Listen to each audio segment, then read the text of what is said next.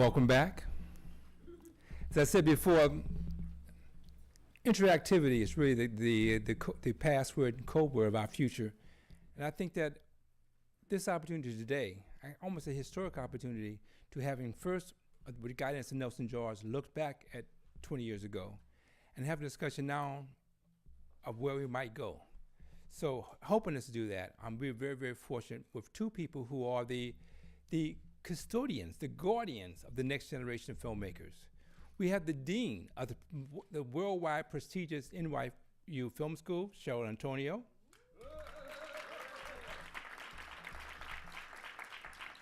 And the chair of the dramatic writing program at NYU, Richard Wesley.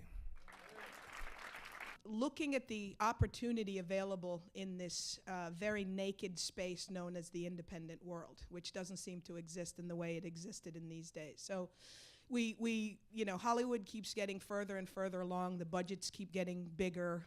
Their taste keeps getting narrower and narrower, seeming only to care about the remake of the remake of the remake of the remake, which was remade already.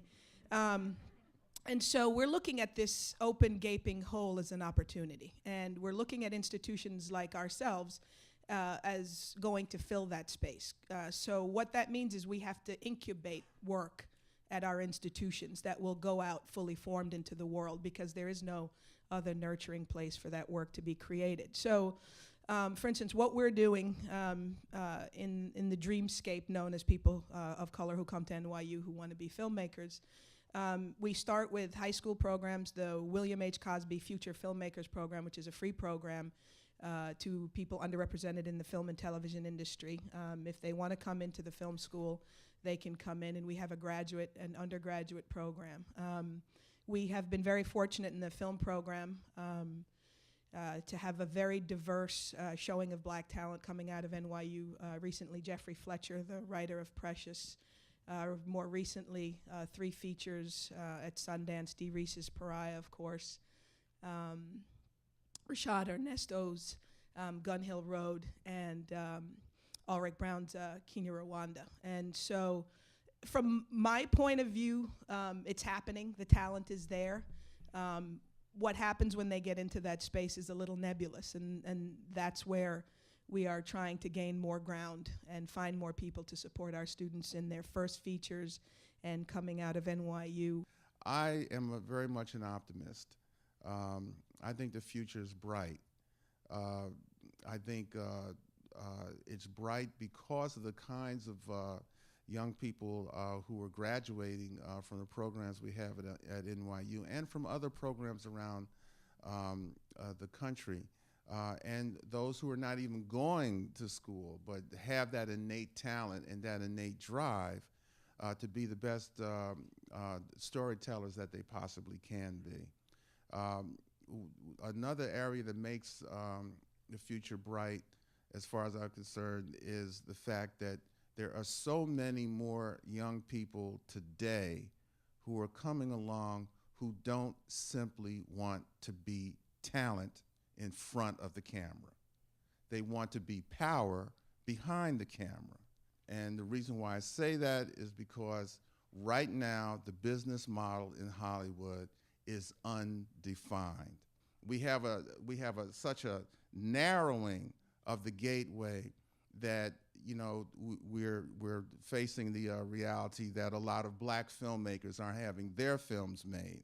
Though I must admit, I just heard a conversation in the green room back there between 2 of the gentlemen who are sitting right out here in these first 2 rows, in which it sounded to me like there's at least 10 or 15 black-themed films coming through the pipeline in the next 5 or 6 months.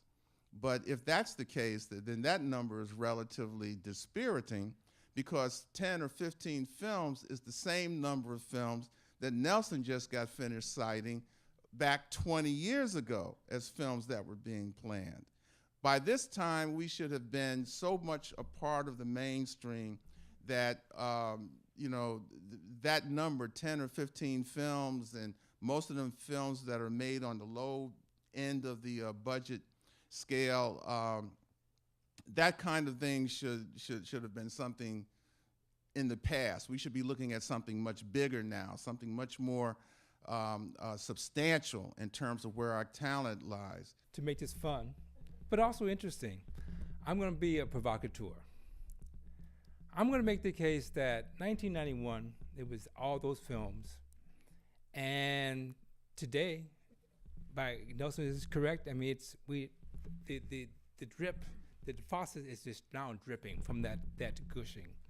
So maybe the appetite for black cinema has disappeared, or maybe the appetite for black cinema is only a very narrow genre. So my question to anybody who's been introduced as a speaker, is it a matter of the public appetite has changed, or is the control mechanism very tightly calibrated? Wow, it's a huge question. I think it's not a matter of an appetite at all. You know, I think the appetite is there for folks to consume, black culture. It's that the system is not necessarily set up, is not necessarily calibrated to allow those films to meet the marketplace. And that's things that I think that this generation of filmmakers it's a truth, and it's something that a lot of us bemoan, but it's not something that we're allowing to stop us from making our films. Like what Matty Rich was saying, it's not an event anymore. It's not a novelty to have African American images in movies as it was 20 years ago. If we point back to the New York Times cover, that's a moment in time that's a brilliant image. It captured a lot of hope and optimism. When people see that image and they know the filmmakers involved, it was great, but it was also like an all-star team. So I think in the intervening 20 years between the time that picture was taken and today, we've seen a lot of whack movies. And audiences are real careful with their dollar, and they're not necessarily going to rush out to see every black film that comes out. Clearly, Tyler Perry, financially speaking, is the most successful of the current generation of black filmmakers. So is his storytelling, is his sense of appetite and audience, is he the guy who got it figured out, and we out here as doing other styles, other genres, missing it? I think Tyler Perry is just one guy. He's just one person, and he's one person who's successful, and we don't necessarily have to. He's Tyler Perry. I guess he's the biggest. I don't know. I guess he is the biggest name, but I try to sort of look past that. I mean, he's just one guy. He's successful, but he doesn't have to be the only one who's successful. And I'm much more interested in looking at what we're doing. I mean, because right now I feel like we're still talking about this sort of really sort of restricted, Hollywood model, and we should maybe be looking outside of that. And I feel like something drastic has to happen before we see a shift. Otherwise, in another 20 years, we're going to be having the same conversation. So I'm interested in what's happening on the indie front. So you look at, I think the name that most people would remember this year is like Ava Duvernay, what she's doing with the firm, and she's created this distribution model with film festivals. That's so far it's worked with one film, and they're going to be releasing Kenya, Rwanda next month. So we'll see how that does in the years to come. And I'm wondering, how that can be replicated on the production side, the production financing side. Do we need a black film algorithm? It exists. Okay, tell me. It exists in Nigeria. It exists in Ghana. It exists in Kingston. It exists London. The third biggest film industry in the world is out of Lagos. Right. Those films travel around the world.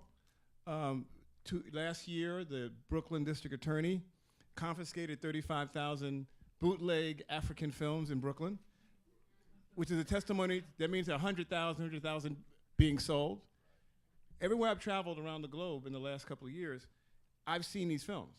I don't really know the nuances of how people actually get paid. I do know they make a lot of movies very fast. I do know that someone finances these movies on a regular basis, and the directors and the actors work a lot. And if you go on any of these Nigerian film websites, there are stars who are big throughout the third. And it's not just, it used to be initially in Africa. Those films are traveling to the Caribbean. Black people are Americans, right? And what we're talking about is an American problem. And what's the American problem? The American problem is the poor schmuck who gets the bronze at the Olympics is crying because he didn't get the gold. The American model is it's got to be a feature film, it's got to be on the big screen, it's got to be Hollywood. And so what we have to get out of as black people, as African Americans, as people of color, is that there's only that one thing, the Academy Award, Hollywood. And we're not looking at all the other opportunities. I do a series here at the museum once a month. It's called Fist and Sword. I exclusively show movies from China, Japan, Korea, and Thailand. And the room looks like this room right here. So it just strikes me, I am just addict to Asian action movies. I love them with a passion. Now, they're not making those movies thinking about me. But so I'm suggesting that when you do good work, it crosses geography, culture, race, gender, etc. In 1993, we began the African Diaspora Film Festival. The concept was not only to show African American films, but films about black people all over the world. Next year, we began the distribution company. I'm going to switch to distribution. We released a film from Egypt. We released it, how? We found what we at the office call an alternative theater. We went, New Yorkers know perhaps, the Riverside Church. Well, we released the film in that church. There's a theater in the church, and we released the film there. And the write-up we got from the New York Times moved the film to another level. People who didn't even know that there was a theater in that church showed up to see the film, and they were asking us, why is this film playing here? Well, we don't have an access to other theaters in this town. So I think it is important to understand how we can create alternative ways to show our films. If the aim is $100 million, well, I'm sorry, I haven't made that money yet with that film. The question here is, what's the future of black cinema? I think that the future of black cinema is really about community. I don't think that as writer-directors, you should be expected to understand and produce your own films. You shouldn't have to be a one-man band. I think it's really about community. You know, my partnership with Dee Reese is about her being concerned with the content and me being concerned about surveying the landscape and figuring out how to get that content to the audience. And a film like Pariah gets made like every other film. It started with an idea. She wrote a script. You know, I put together a business plan. We went and knocked on studio doors, production company doors, individual neighbor doors, and they were all shut in our face. And at the end of the day, you know, it was a couple of foundations that first supported the film with small grants, 10,000 here, 20,000 there. And at the end of the day, it was really me putting together a cash flow exercise to get us from week to week, day to day, to make the film. Don't forget your NYU grant. And the NYU grant, of course, absolutely, to make the film. But the point here is that we all have access to that. You know, it's not like Dee and I came from money. It's not like we came from, you know, prestige or any of that. Everyone in the audience has access to what we did with Pariah. You know, it's amazing that this film was picked up at Sundance and is going to be distributed by Focus Features, who's been incredible in supporting it and putting it out there. But it's just one film, and we can't hang the future of cinema on one film. You know, so that means that everyone in the audience that's working on content has to make sure that if you're a writer-director, find a strong producer to work with you. You know, if you're a producer, make sure you're going out and finding artists to support. You know, my job sits at the intersection of art and commerce. You know, and so it's important for me to find artists, find folks that have content, and work with them to put that content out. And as journalists, as you know, purveyors of cinema, as consumers of cinema, as directors of film festivals, it's all about helping support. It's all about community. It's all about the positivity of the singular idea of a story. You know, moving forward from the content creator to the audience. And making sure that we're all, you know, taking personal responsibility to do our parts, you know. And so at the end of the day, I think it really does come down to community. If we're not supporting each other, if you're not figuring out what your role can be in this grand thing of black cinema, then, you know, yes, it'll die. And we'll be talking 20 years from now about why there are only still 10 and 15 black films that are marketed every year. The fact that we've talked about there are multiple, options. The Pariah route is one option. There's the Ava Duvernay out, the Firm releasing movement is another option. The film festival space is another option. Hulu is another option. That whole digital, idea is another option. The Awkward Black Girl, is another option. You put it out in pieces. So right now there's so much opportunity. There's opportunity, and this is a time for positivity. But if we're sitting in our rooms and trying to figure this out on our own, it's not going to work. You've got to figure out what your role is, find the people that are going to support your vision. It's all about community, and that's what I think the future of this thing is. And what a perfect way to wrap up. Thank you all for coming out. Thank you, thank you, thank you.